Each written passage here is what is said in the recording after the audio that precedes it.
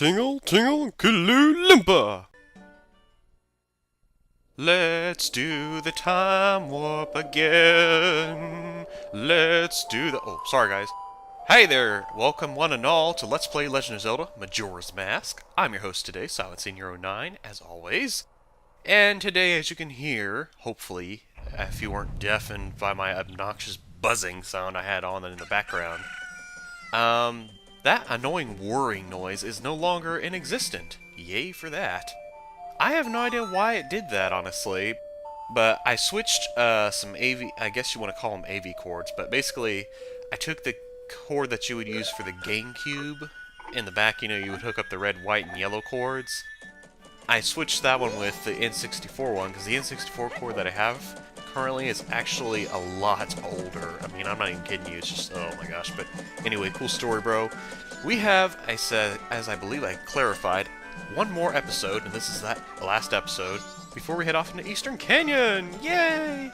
So, as you may or may not recall, I don't think I mentioned this, but I'm going to mention it now. One of the heart pieces I plan on picking up, it was the one that you pick up from the bank. Now, what you have to do with the bank is you have to grind and get yourself up to 5,000 rupees.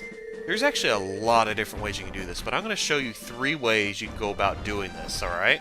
So, the first one is over by the Snowhead area, so I'll meet you guys there in just a second. Hi buddy, how you doing? Hey guys. Okay, so this is the first of the many ways you can grind for rubies. If you remember, every time you defeat a Dodongo, a big Dodongo to be more specific, you actually get 50 rupees easily.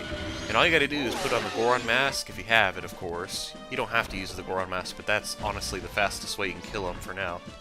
And every time you kill him, you get 50 rupees. There's actually 2 of them over here. One's over by that mushroom off to the right, and the other one's over here near the hill that you go up in order to get up to Snowhead Village. They take about 3 did they say? Yeah, I think I said they take 3 shots. You know, shots! Sorry.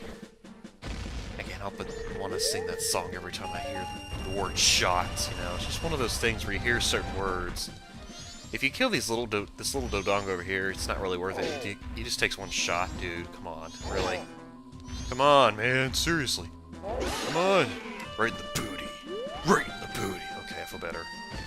Yeah, he just gives you a little bit right there. 15 to 20 rupees usually. He's not really worth it, but and every little bit helps, you know. You can also go down in this hole, and if you remember, we defeated these 2 Dodongos here, each for a heart piece and a chest, but you can also defeat them, ouch, for the rupees that they possess.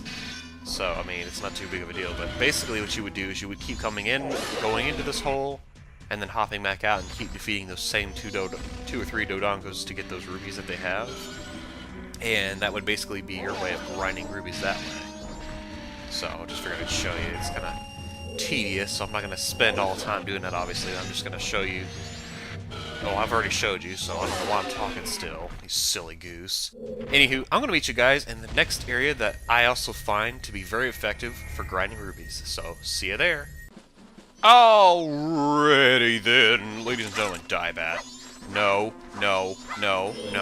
Oh, okay. Yeah, you get out of here. The second way you can grind for rupees is a bit dangerous, actually, and I would not recommend it if you're not good with the arrows.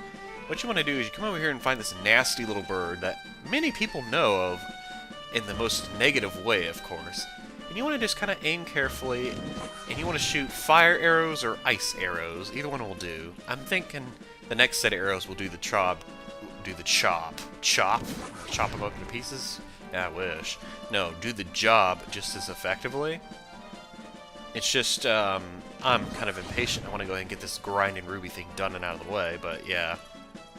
All you gotta do is hit him about 6... Is it 6 times? Yeah, I think it's 6 times, but you just gotta aim real carefully. You want to mind your distance from him, so I probably would advise you hang out by this tree over here that I'm by. Because if he attacks you, I think his name's No, he's not Klepto, because that's the name of that bird inside Mario. Anyway, if he happens to attack you or touch you, he's going to he'll steal something from you. And he usually winds up stealing either your sword or a bottle off of you. And that can be rather problematic, but you can keep defeating him, going inside Milk Road, and then exiting out and, like, barreling down out of here like your pants are on fire so you don't get anything stolen from you. But as I said, it's kind of a nice way for sweet revenge if you want to do that while also grinding for rubies. Alrighty, the last way is actually in the southern swamp that I want to show, so I'll meet you guys there in just a second. Okay, so we're back once again. Jeez, that's gonna get old fast.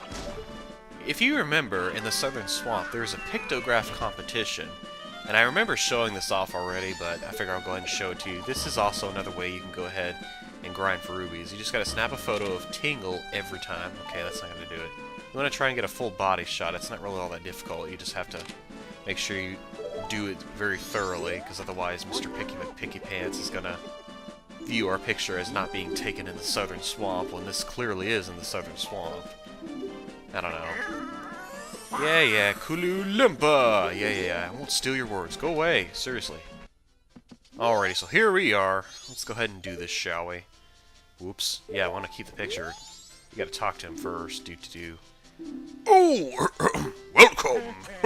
Well, then why don't you show me that pictograph you've taken? Sure, here you go. That's my son. Yeesh, he's still doing that sort of thing? Oh, you mean this guy? He's my son. As old as he is, he's still doing some pretty silly stuff. Oh, I guess I spoiled him too much when I was raising him, but he really is a kind-hearted boy. Well, thank you for doing all that trouble. This is just a small token of my gratitude. Da-da-da-da. Yep, 100 rupees every time. It can be a bit tedious, but then again, so is grinding for rubies. So, I mean, you guys can take your pick as to which route you want to go as far as how risky you want to be, what you want to use to get it. But there you go. I just showed you 3 ways you can grind for rubies. Nice. There is actually a 4th way. I'll talk about it when we come to it, like the opportunity to do so. I can't do it right now because I lack one of the items to do it. So, in the meantime, I'll meet you guys outside the bank. Peace. Oh man, did you hear that? Woo, that was loud. What's this? You need something? Sure do. Let's deposit some rubies, baby. Oh, excuse me, but let me take a look at you. Oh, yes, Silentness. If I remember, you're the little guy deposited 4,999 rupees. Boy, I did a gent little fellow. Well, are you going to deposit some more? Absolutely. Alright, so, how much? Please, deposit everything. So, once you've deposited at least 5,000 rupees... What? You're really gonna give me that much? You're one rich little guy. Alright, little guy, now I've got a total of 5,499 rupees from you. What's this? You've already saved up 5,000 rupees! Bloody hell, well, little guy, I can't take any more deposits. I'm sorry, but this is all I can give you. We got a heart piece! Yay! Yeah, it is true, you can't deposit any more rubies as soon as you reach 5,000, which is a bit of a bummer, honestly, because you would think, you know, you can keep grinding and grinding just for the kicks and giggles, but then again, this game is really only so long, so I guess I could see the reasoning why they wouldn't bother with that. So, anyway, I guess our last bit that we have to do is actually in Stockpot Inn, and we're going to make use of the all-night mask, actually, and I'm going to go ahead and keep talking and just walk our happy booties over there, because I know sometimes people will forget the alternative route, although I think, yeah, well, shoot, I could have entered the front door anyway, because it's already open. So remember, like, the Stockpot Inn doesn't open until 8 o'clock in the morning, and half the time I wind up doing this, it's usually like 6 o'clock in the morning. I mean, geez, I'm an early bird. I don't know why I bother being an early bird, though, because I know for a fact I'm not a morning person. I don't know how many of you are, but just, oh, geez, it ain't gonna work for me. So anyway, this here is actually Anju's grandmother in this game. We recognize her as being the potion shop lady back in Ocarina of Time, but they decided to make her as make her out to be Anju's grandmother. Jeez, can I say that 5 times fast? Anju's grandmother, Anju's grandmother, Anju's grandmother, Anju's grandmother, Anju's grandmother. Okay, I did. Oh, Tortoise, did you finish helping Father? Then let Mother read you a story. Now, which story would you like to hear? I would like to hear the Carnival Time. Make sure you have the all-night mask on, by the way. The Carnival Time, is it? The carnival is almost here, so it's good for you to learn its meaning. It's a little long, but I'll read it with some enthusiasm. The Carnival of Time. Each year, the season of harmony begins when the sun and moon are in alignment, paying homage to the way that both nature and time are tirelessly in the process of progressing. The Carnival of Time is when the peoples of the four worlds celebrate that harmony and request fruitfulness for the year. What are they doing, reproduction, or are they talking about farming? Who knows?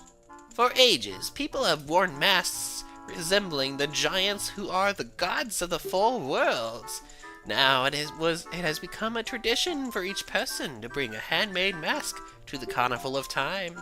It is said that if a couple united on the day of the festival and dedicated a mask as a sign of their union, it would bring good luck. The centerpiece of the carnival is the clock tower, and on the eve of all the festivities, the doors to its roof are opened. From atop the clock tower roof, a ceremony to call the gods is held and an ancient song is sung. All these festivities for the Carnival of Time are held so that we may ask the gods for a rich harvest in the year to come. Ooh, nice. Okay, I guess they are talking about farming. I was wondering about that. You did a good job, Tortoise. That's all for Tortoise. Now, when does the clock tower on the roof open? On the eve of the festival. You did a good job remembering. That's a boy I'm proud of. I'll give you some candy as a prize. We got a heart piece. Man, that is one freaky mask.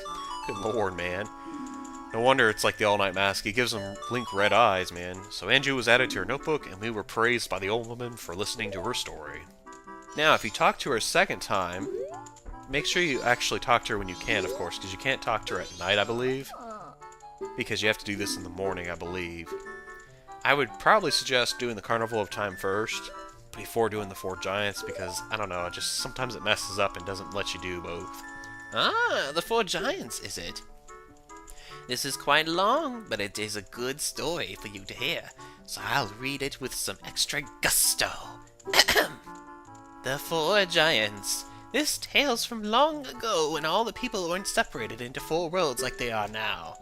In those times, all the people lived together, and the Four Giants lived among them. On the day of the festival that celebrates the harvest, the giants spoke to the people. We have chosen to guard the people while we sleep. 100 steps north, 100 steps south, 100 steps east, and another 100 steps west. If you have need, call us in a loud voice by declaring something such as, "The mountain blizzard has trapped us," or "The ocean is about to swallow us." Your cries shall carry to us. Now then, there was one who was shocked and saddened by all this. A little imp.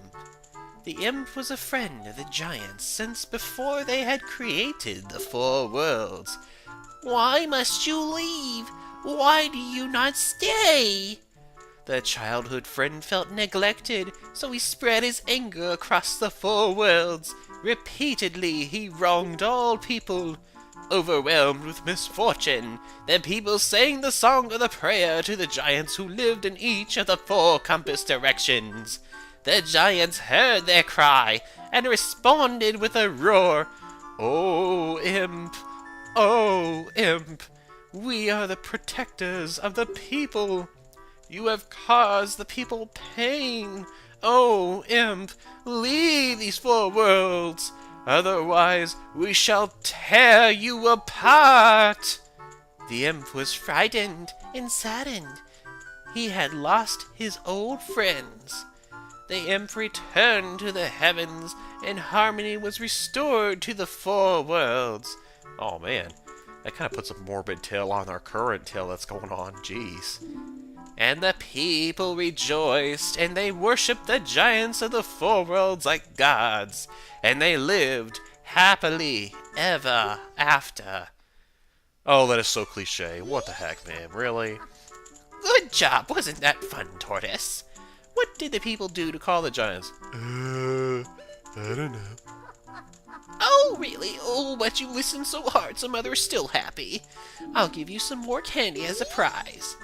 We got a second heart piece, and look at that, folks. We got another heart. Nice.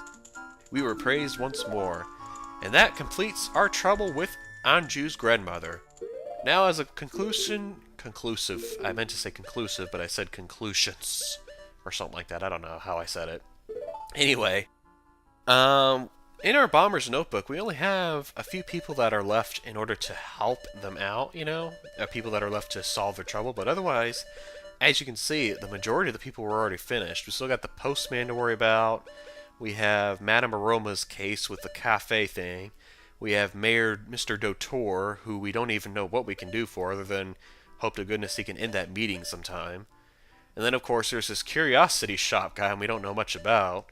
And then, of course, there are two more people that we haven't actually talked to yet. So, we're almost finished with all the troubles, which means that means we're almost finished with all the side quest stuff. Well, I'd like to say that, but I know that's going to take a few more episodes. But anyway, that's pretty much all I wanted to do today, guys. On the next episode, we are going to start off rocking and rolling into the Eastern Canyon, baby. Hoorah! I'm actually kind of excited, because that place is a lot of fun to do. So, peace out, y'all. Don't let your tails flap. As question the video, how'd you like Anju Grandma's stories? Little Gran here. I mean, seriously, she did such a wonderful job, didn't she? I think so, but let me know in the comments what you thought of the story. Peace out, y'all. Check it.